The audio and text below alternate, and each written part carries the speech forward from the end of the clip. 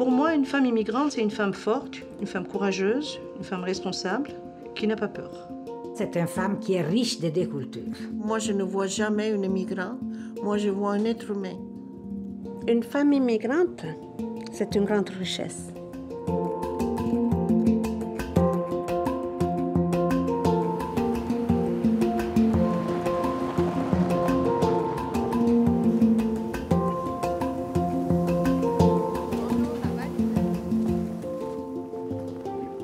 Pourquoi fonder un organisme de femmes immigrantes alors qu'il y avait déjà à l'époque d'organismes de femmes québécoises? Donc nous étant ici, pourquoi en avoir un à part?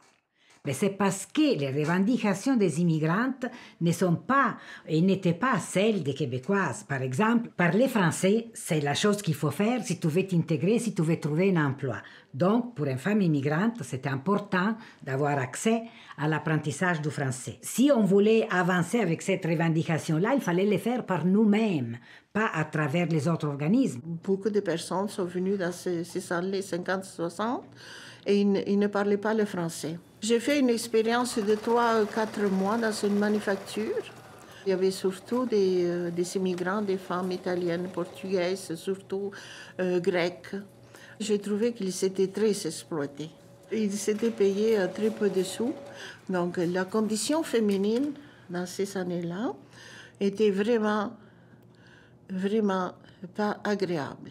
Je travaillais au Centre portugais de référence et promotion sociale. J'avais comme but, c'était de faire de la formation en éducation de base. On devait parler des droits des travailleurs, des travailleuses qui se faisaient exploiter dans les manufactures, etc. On allait chercher la parole qui était chez les femmes qui n'arrivaient pas à s'exprimer parce qu'elles parlaient une autre langue ou qui, tout simplement, elles n'avaient pas eu le privilège de pouvoir l'exprimer. Les centres de femmes italiennes, c'était les premiers organismes de femmes immigrantes ici au Québec. Donc, en travaillant dans un centre de femmes, là, je me suis rendu compte que le travail des femmes était moins payé, que les femmes en général étaient confinées dans certains types d'emplois. Donc, c'est là que je me suis rendu compte des inégalités. Avec d'autres femmes, on commençait à se rencontrer pour fonder un organisme qui aurait mis tout ensemble toutes les ethnies pour présenter nos revendications au gouvernement, comme par exemple l'accès aux cours de français. Il ne fallait pas y aller comme italienne, comme grecque ou comme portugaise. Il fallait y aller tous ensemble. Donc j'avais fait ce que tout le monde après appelait le soleil d'Aura. Là. J'avais pris un bout de papier, puis donc, et j'avais dit, ça veut dire que nous, on reste tous dans nos organismes. Ça veut dire nos organismes, ils étaient comme ça, là. Bon, ici, il y a les Italiennes, il y a les Portugaises, les Latinos, etc. Mais on se retrouve tous dans celui-là. On se retrouve tous dans celui-là pour nos revendications. Donc, comme on n'avait pas de nom à l'époque, on disait, ça, c'est le soleil d'Aura. L'été 83, on a eu une fondation, il y avait 75 femmes immigrantes des différentes ethnies qui ont fondé le collectif. Quand on réfléchissait comment est-ce qu'on allait créer quelque chose de collectif, on s'était consciemment dit, il nous faut quelqu'un qui ait l'expérience du terrain. On veut que ce soit une femme qui a un charisme, mais qui est émergée de la cause que l'on veut défendre. Et c'est là qu'on est allé chercher Aura. Donc je suis une des fondatrices du collectif et depuis toujours je suis la directrice. Donc je les porte depuis 34 ans.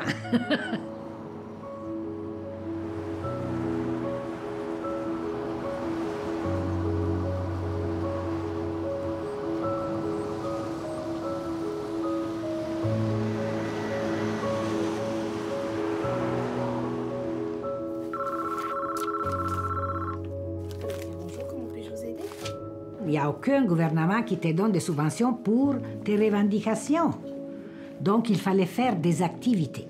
Et donc, c'est comme ça qu'au fur et à mesure, le collectif a grossi. Et aujourd'hui, les collectifs, disons qu'on peut les séparer en 3, si on veut. Les activités du centre des femmes, sorties, café-rencontres, cours de langue, comment fonctionne l'ordinateur, plein de choses. On a aussi le côté intégration. Les immigrants viennent chez nous pendant une semaine et là on parle. C'est quoi les valeurs de la culture québécoise? C'est quoi les valeurs du marché du travail? C'est quoi les institutions? Bref, on donne une idée générale du Québec et d'où est-ce qu'eux ils sont. Et ça aide beaucoup l'intégration dans ce sens-là. On a aussi, toujours pour l'intégration, un autre projet que les collectifs sont les seuls à avoir, c'est le projet Ciel. C'est un service en ligne.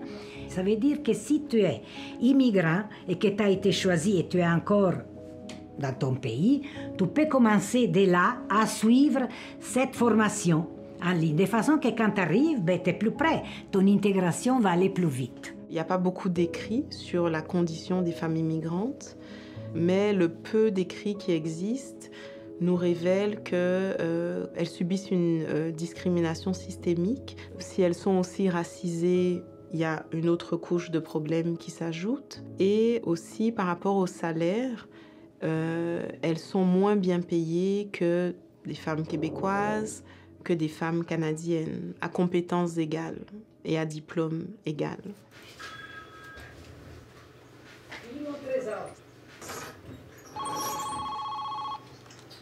Collectif, bonjour. Est-ce que vous êtes à la recherche d'un emploi? Je vais juste vous transférer à Saint-Michel. Vous allez demander à rencontrer un conseiller en emploi, d'accord? L'intégration sociale passe par l'intégration économique. Il faut que ton frigo soit plein. Donc, petit à petit, on a commencé à ouvrir vers l'employabilité.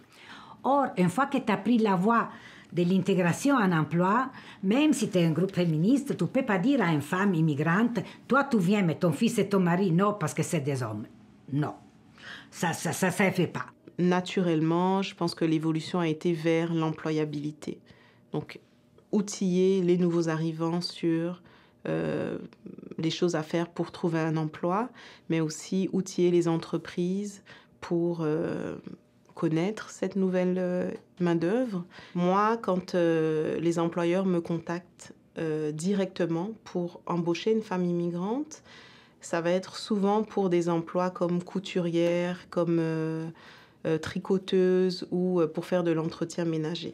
Rarement pour des emplois administratifs ou en génie mécanique ou peu importe. Donc le statut de résident permanent des femmes immigrantes formées, diplômées, expérimentées qui arrivent ici, c'est pas un profil qui est connu de la part de certains employeurs. Donc, qui sont-ils? Est-ce qu'ils ont le droit de travailler? Quelles sont leurs compétences? Est-ce qu'ils parlent français? Est-ce qu'ils peuvent s'intégrer? Tout ça aussi, notre rôle, c'est d'aller démystifier ou tout simplement d'informer les employeurs que cette main-d'œuvre-là existe et qu'elle est apte à travailler, mais pas seulement qu'elle est apte à travailler, que ce sera la main-d'œuvre de demain. On a aussi un service de régionalisation, donc pour les nouveaux arrivants qui souhaitent s'établir à l'extérieur de Montréal, où on constate que les employeurs sont très en demande et ont moins d'exigences aussi qu'à Montréal. Les défis des organismes qui travaillent en employabilité, c'est que nous avons des immigrants très qualifiés. Et les places, les postes disponibles en emploi, c'est beaucoup pour des ouvriers. Donc, comment nous, les organismes, qu'on a des immigrants quasiment tous universitaires, on va les convaincre d'aller faire l'ouvrier ou aller travailler dans le frigo de magasin métro la nuit à 4 degrés. Donc, c'est ça les défis. Aussi, beaucoup, je les ai recrutés, c'était nos clients. C'était les clients du collectif qui étaient venus pour chercher un emploi. Donc, il fallait lui trouver un emploi selon leur domaine, etc. Depuis 1981, je travaillais dans un magasin. Le soir, je vais à l'école pour avoir mon secondaire 5. Et j'ai étudié pour avoir l'attestation gestion financière informatisée. Et j'ai trouvé du travail après les études. J'ai envoyé plusieurs CV dans plusieurs entreprises, mais c'est le collectif qui m'a appelé la première et je viens, j'arrive, on m'a choisi et je reste jusqu'à maintenant. Tu vois, tout ce que j'ai fait, c'est comme une promotion. Pour mettre dans le CV, on trouve que j'ai beaucoup d'expérience dans le travail, j'ai jamais arrêté. Si tu veux avoir la vie plus à l'aise, pas manquer d'argent, tu dois étudier fort pour avoir au moins une place dans la société. C'est très important. Il faut sortir, il faut aller vers l'avant. Moi-même, j'ai fait le CIES, service d'intégration en ligne. Mon formateur m'a aidé à connaître depuis mon pays et le Québec. C'est-à-dire, je connais vraiment presque tous les parcours pour s'intégrer normalement dans la vie québécoise à partir de cette formation-là, le CIEL.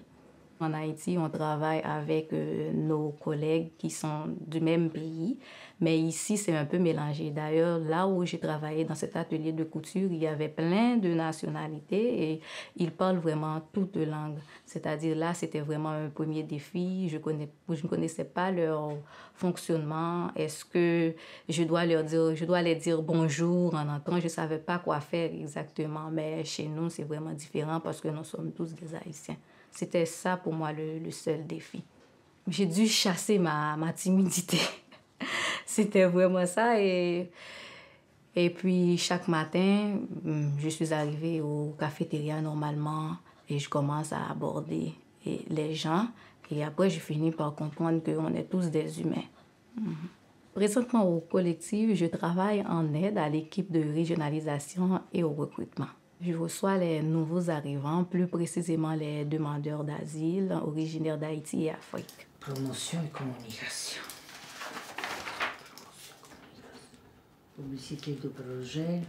Pourquoi un organisme d'immigrants doit faire l'employabilité alors qu'il y a déjà d'autres organismes qui préparent les femmes et les hommes à faire l'employabilité? Il y a une particularité. Quand tu es immigrante et tu arrives ici, si on te dit « habille-toi bien »,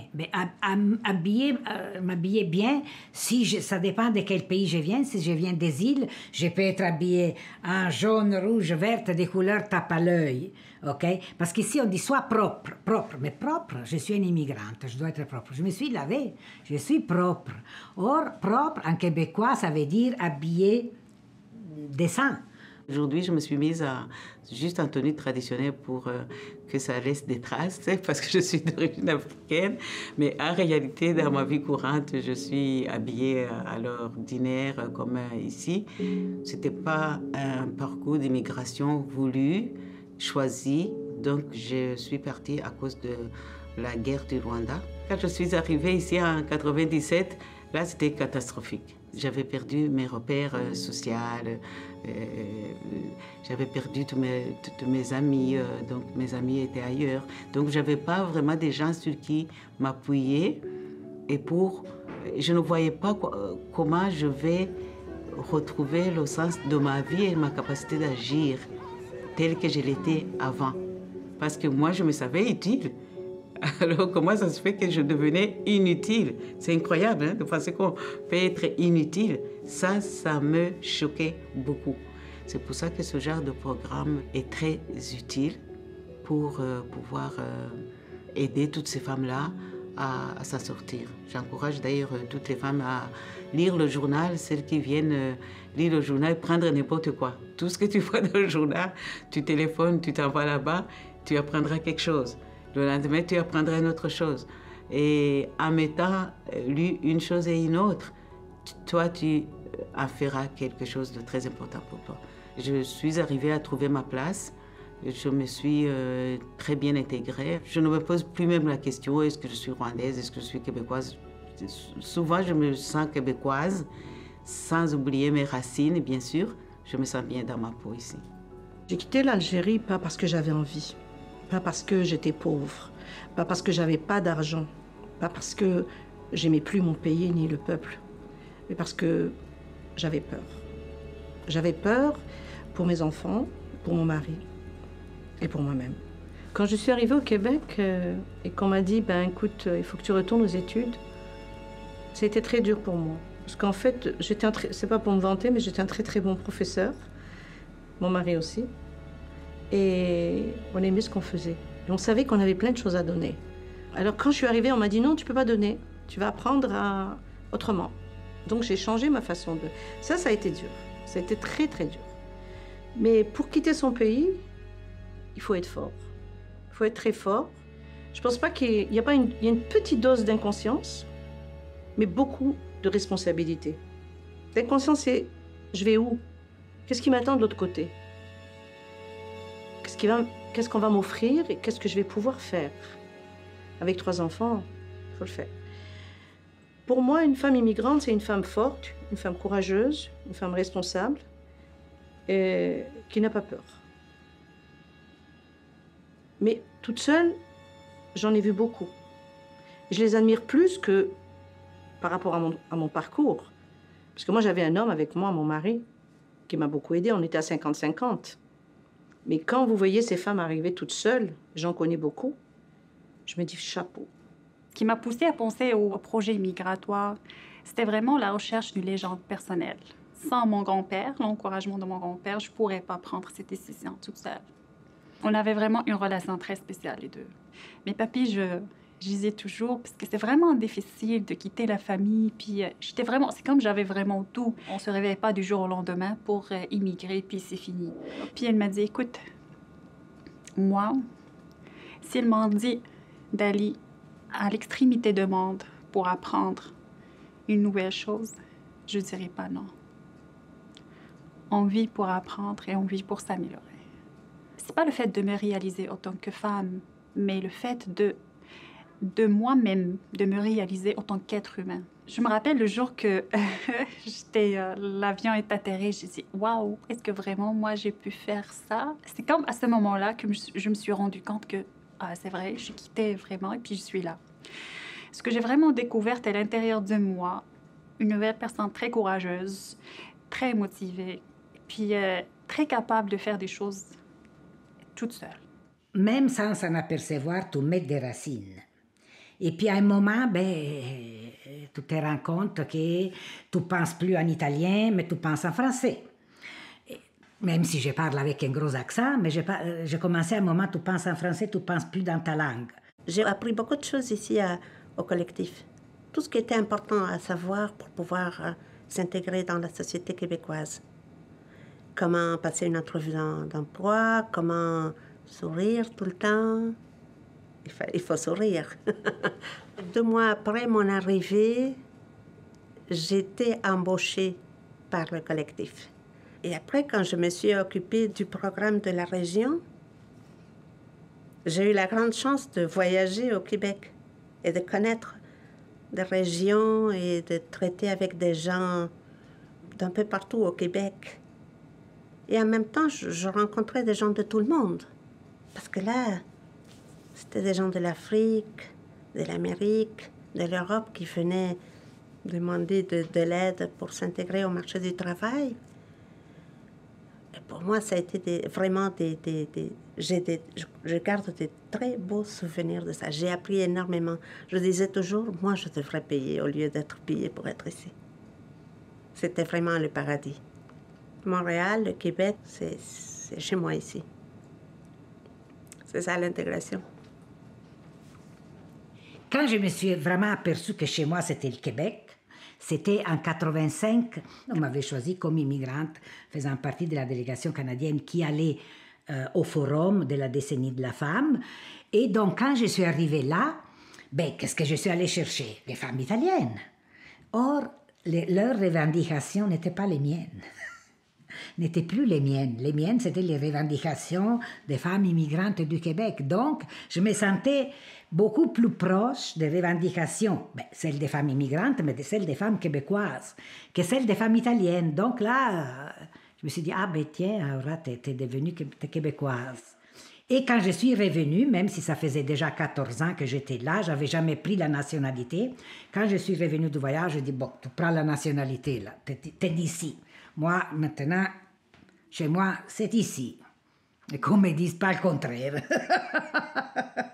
Il faut apprivoiser la culture québécoise. Ça ne veut pas dire que je renie la mienne, mais il faut quand même la connaître un petit peu, faire des efforts pour s'intégrer. Et les efforts payent tout le temps. Tout le temps. Alors, ça c'est les fruits de mes efforts.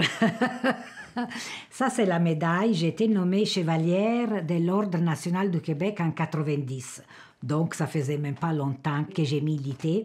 Je pense que c'est plus le travail des militantes qui a été reconnu par cette médaille-là. Et ça m'a pas rempli les frigidaires, ça n'a pas rempli les coffres du collectif, mais ça m'a fait plaisir. Ça m'a fait vraiment plaisir. J'ai vu le monde entier à Montréal, tous les continents, puis avec des valeurs différentes, avec des façons de voir différentes et avec des façons d'être différentes aussi. Et j'étais tellement très surprise, puis j'étais contente aussi parce que lorsque tu vois cette différence comme richesse, que cet autrui peut ajouter autre chose pour vraiment la prospérité de la société, ça fait toute une différence.